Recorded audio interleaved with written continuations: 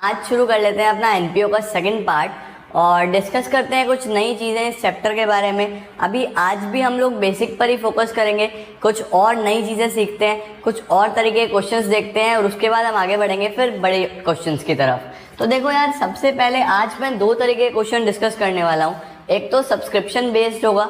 Subscription मैंने पिछले video में भी बताया था कि इस चैप्टर का सबसे इम्पॉर्टेंट टॉपिक है। अगर आपको सब्सक्रिप्शन नहीं आता तो आप इस चैप्टर में फुल मार्क्स स्कोर नहीं कर पाओगे, तो इस पे फोकस करना। इसके ऊपर कंप्लीट एक वीडियो और लाऊंगा इसके बाद, जो कि टोटली ऑन सब्सक्रिप्शन होगा। बट एक टॉपिक और है जो इस चैप्टर में कवर करना बहुत ज़रूरी है। उस तरीके के क्वेश्चंस भी पूछे जाने की उम्मीद होती है और ये बड़े क्वेश्चंस का भी पार्ट बनते हैं। तो चलिए विदाउट वेस्टिंग एनी टाइम शुरू करते हैं आज हम अपने इस दो क्वेश्चंस के साथ। देखो यार, अब मैं आपको एक छोटा सा अगर कॉन्सेप्ट याद दिलाऊं तो आपको ये चीज़ ध्यान होनी चाहिए या पता होना चाहिए। फर्स्ट वीडियो में मैंने ये चीज़ डिस्कस करी है कि हम लोग दो कॉन्सेप्ट अपने 11th वाले यहाँ पर लेके चलेंगे कि कोई चीज़ अगर रेवेन्यू नेचर की होती है तो वो प्रॉफिट एंड लॉस अकाउंट में चार्ज करी जाती थी, और अगर वही चीज़ कैपिटल नेचर की होती है तो फिर हम उस चीज़ को बैलेंस शीट में लिखते थे। सिमिलर सिचुएशन यहाँ पर भी चलता है कि अगर किसी आइटम का नेचर रेवेन्यू है तो वो इनकम एंड एक्सपेंडिचर में लिखा जाता है, और अगर वो कैपिटल नेचर का है तो वो बैलेंस शीट में लिखा जाता है। अब मैंने आपको रिजर्व्स, फंड्स के बारे में लिखवाया था कि अगर कोई चीज़ स्पेसिफिक है, स्पेसिफिक मतलब कि विद पर्पस आया है, जैसे कि एक तो नॉर्मल डोनेशन मिला तो डोनेशन तो आप इनकम में लिख दोगे, लेकिन अगर लिखा है डोनेशन फॉर बिल्डिंग, यानी कि वो डोनेशन स्पेशली किस पर्पस के लिए मिला है, बिल्डिंग के लिए मिला है, उसको आप कहीं और यूटिलाइज नहीं करोगे तो वो बैलेंस शीट में ही जाएगा। सिमिलर सिचुएशन में इस तरीके का सवाल आता है, जैसे कि हमें गिवन होगा स्पोर्ट्स फंड। स्पोर्ट्स फंड यानी ये जो पैसा मिला है, जो फंड मिला है, इसको सिर्फ और सिर्फ कहाँ यूटिलाइज करना होगा, स्पोर्ट्स पर्पस के लिए। अब ये पैसा और कहीं तो नहीं लगाया जाएगा, सिर्फ और सिर्फ कहाँ लगाया जाएगा, स्पोर्ट्स पे ही लगाया जाएगा। तो जितना भी खर्चा होगा वो आप एक्सपेंडिचर में ना लिख के पहले इस फंड में से चार्ज करोगे जो स्पोर्ट्स से रिलेटेड होगा, और अगर कोई इनकम होती है स्पोर्ट्स की तो वो भी इसी फंड में जोड़ दी जाएगी। मतलब कि कॉन्सेप्ट छोटा सा ये है कि अगर आपको किसी पर्टिकुलर आइटम के लिए फंड गिवन है तो उससे रिलेटेड जितने भी खर्चे हैं वो आप उसी फंड में से माइनस करोगे, और उससे रिलेटेड कितनी भी इनकम्स हैं तो उसी फंड में ऐड करोगे। तो चलो क्वेश्चन देखते हैं। सबसे पहले हमें गिवन है स्पोर्ट्स फंड 35,000 रुपीज़ का।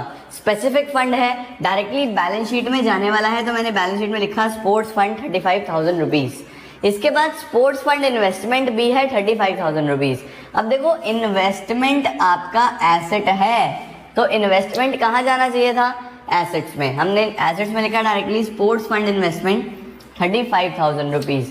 इसके बाद income from sports fund investment. अब देखो, साफ साफ यहाँ लिखा आ रहा है कि जो इनकम हुई है वो इसी स्पोर्ट्स फंड की वजह से हुई है, इसी स्पोर्ट्स फंड की इन्वेस्टमेंट की वजह से हुई है।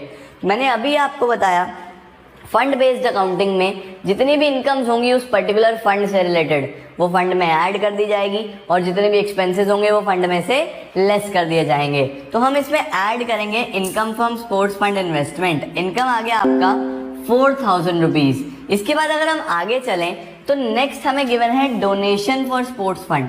अब हमें गिवन है डोनेशन, तो डोनेशन का क्या करा जाए, डोनेशन भी एक इनकम है और वो भी स्पोर्ट्स फंड से रिलेटेड है, तो वो भी इसमें ऐड करी जाएगी। अब स्पोर्ट्स प्राइज अवॉर्डेड, हमने कुछ प्राइजेस दिए हैं, क्लब ने या एनजीओ ने या एनपीओ ने कुछ प्राइजेस दिए हैं, खर्चा हुआ, एक्सपेंस हुआ, वो भी स्पोर्ट्स से रिलेटेड, तो इसी फंड में से ये माइनस कर दिया जाएगा।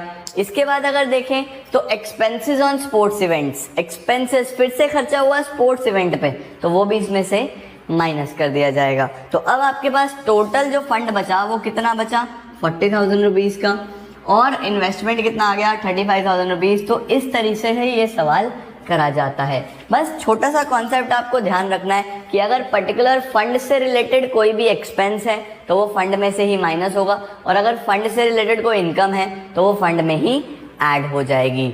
आगे बढ़ें, अगला सवाल हम देखने वाले हैं सब्सक्रिप्शन का।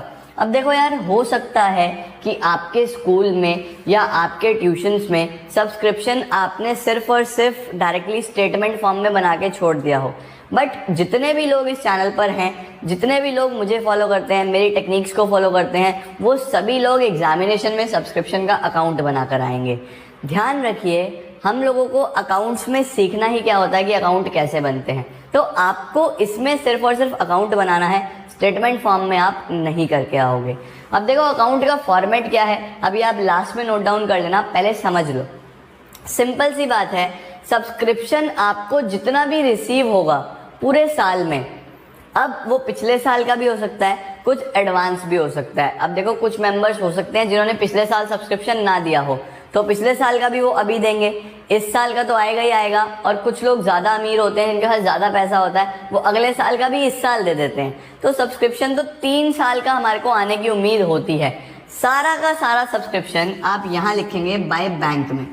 जितना भी सब्सक्रिप्शन रिसीव हुआ है वो बाय बैंक में लिख देना है। अगर वो पिछले साल का है तो वो इधर अंदर इनर कॉलम में करंट ईयर का भी और अगले साल का भी, तीनों ऐड करके आप टोटल बाहर लिख देंगे जितना आपको रिसीव हुआ है। अब ध्यान रखना है आपने, इस तरफ डेबिट साइड में टू बैलेंस ब्रॉट डाउन का मतलब होगा ओपनिंग आउटस्टैंडिंग। ओपनिंग आउटस्टैंडिंग का क्या मतलब है कि वो सब्सक्रिप्शन जो हमें पिछले साल मिलना था पर नहीं मिला, यानी कि पिछले साल का अगर कोई सब्सक्रिप्शन ड्यू है तो वो आपने यहाँ पर लिखना है। आई थिंक ये बात क्लियर है।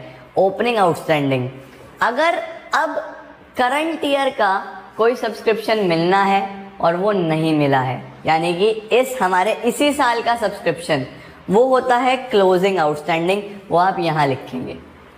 बात समझ आ रही है? यानी कि पिछले साल का अगर कोई पैसा मिलना था नहीं मिला तो ओपनिंग आउटस्टैंडिंग, इस साल का सब्सक्रिप्शन का पैसा जो नहीं मिला वो क्लोजिंग आउटस्टैंडिंग। अब आप बताओ ओपनिंग एडवांस क्या होगा। ओपनिंग एडवांस क्या होता है कि पिछले साल हमें इस साल का पैसा मिल गया था, वो होता है ओपनिंग एडवांस। क्या कह रहा हूँ मैं, नोट डाउन कर लेना। पिछले साल इस साल का पैसा मिल गया था, वो होता है ओपनिंग एडवांस। और अगर मैंने इस साल अगले साल का पैसा दे दिया, वो होता है क्लोजिंग एडवांस। समझने की कोशिश करना, हमारे को ईयर चल रहा है 2016, अब इससे पिछला कौन सा होगा 2015, अगला कौन सा होगा 2017। अब हमारा करंट ईयर जो है वो ये है।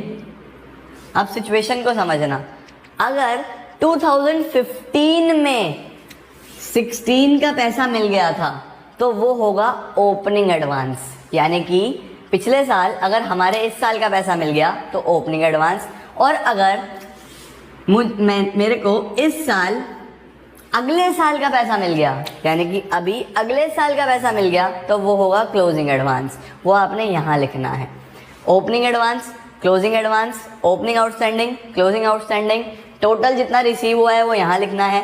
बस अब आपने इस साइड का टोटल करना है, टोटल करके ये दोनों माइनस करने हैं। ये इनकम एंड एक्सपेंडिचर में अमाउंट जाएगी जो आप निकालोगे बैलेंस में। ये बैलेंस में अमाउंट निकालनी है और ये चली जाएगी आपकी इनकम एंड एक्सपेंडिचर में। कौन सी साइड, पहला वीडियो देखा है ना, इनकम साइड। ये निकल के आता है आपके पास करंट ईयर का सब्सक्रिप्शन। करंट ईयर समझते हो, यानी कि सिर्फ इस साल का सब्सक्रिप्शन। अब देखो, अगर ये तो हमने अकाउंट बना लिया, अब अगर नॉर्मली बात करें तो देखो क्या होता है कि अगर मुझे इस साल का जितना भी सब्सक्रिप्शन मिला है, सपोज 10,000 रुपीज़ का मिला है, अब जो करंट ईयर आउटस्टैंडिंग होता है, यानी कि इस साल का पैसा जो मिलना था, मिलना नहीं है अभी तक, मिलना चाहिए था, वो ऐड करते हैं नहीं करते हैं, हम ऐड करते हैं current year outstanding. Previous year outstanding हम लोग माइनस कर देते हैं। उसके बाद अगर कोई चीज़ इस साल में एडवांस है तो हम उसको माइनस कर देते हैं, करंट ईयर एडवांस, और प्रीवियस ईयर एडवांस हम लोग ऐड कर देते हैं। यही सिस्टम हमने यहाँ पे रखा है। देखो, ये रिसीव्ड 10,000 प्लस करा करंट ईयर आउटस्टैंडिंग, यानी कि क्लोजिंग आउटस्टैंडिंग हम ऐड करेंगे, और प्लस करा प्रीवियस ईयर एडवांस, यानी कि पिछला एडवांस, ओपनिंग एडवांस, माइनस दो चीज़ें करी हैं, क्या क्या, previous year outstanding, opening outstanding, और करंट ईयर एडवांस, यानी कि क्लोजिंग आउटस्टैंडिंग। टोटल अल्टीमेटली निकल के यही आना है इनकम एंड एक्सपेंडिचर। बस ये आपने स्टेटमेंट फॉर्म में बनाया हुआ है और ये मैंने अकाउंट की फॉर्म में आपको समझाया है।